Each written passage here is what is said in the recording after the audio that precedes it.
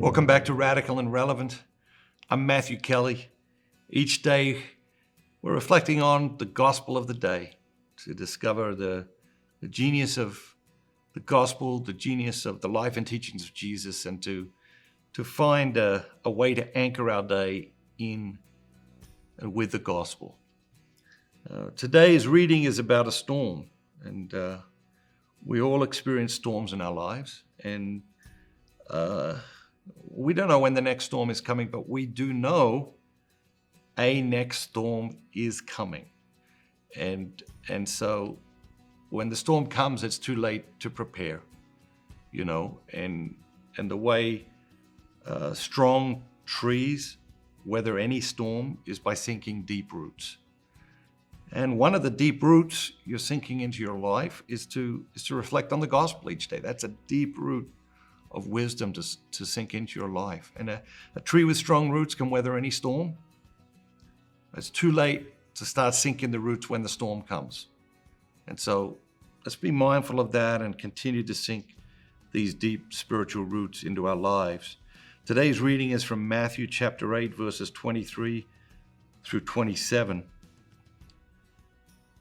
And when Jesus got into the boat, his disciples followed him, and behold, there arose a great storm on the sea, and the boat was being swamped by the waves, but he was asleep. And they went and woke him, saying, "Save us, Lord, we are perishing." And he said to them, "Why are you so afraid, O men of little faith?" Then he rose, rebuked the winds and the sea, and there was a great calm. And the men marveled, saying, "What sort of man is this, that even the winds and sea obey him?" What jumps out at you? Maybe you're experiencing a storm right now in your life. If that's the case, turn to God. Turn to Jesus. Ask him to save you from that storm. Ask him to calm that storm in your life. What jumps out at me is this question that's at the end of the reading. What sort of man is this, that even the winds and the sea obey him? It's an interesting question, right? Because you can't say, well, he was no man at all because he was God. You can't say that because he was fully man and fully God. And even those closest to him, you can see that they're grappling with this. On one hand, he is telling them outright, like, I am. And then on the other hand, they're trying to work out what kind of man he is because they see he's a man. They see him living as a man among them. And so you can imagine the confusion. But the two words that really jump out at me is great calm. Such a need for that in our lives. What do you need to do today to create a great calm in your soul? Have an amazing day.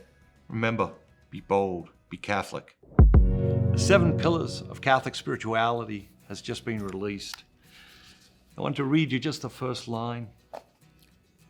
What if everything the Catholic Church teaches is true? This is the one question most people never consider when it comes to the Catholic faith.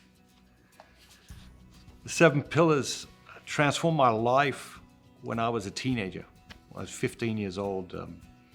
A spiritual mentor entered my life and taught me about the 7 Pillars, challenged me to ingrain them into my life as habits, and I would not be sitting here today if it were not for the 7 Pillars of Catholic Spirituality. They are ancient habits that are ever new, that are ever relevant, that are ever willing to transform our lives if we're willing to embrace them. The question is, are we willing to embrace them? And that's my challenge to you today.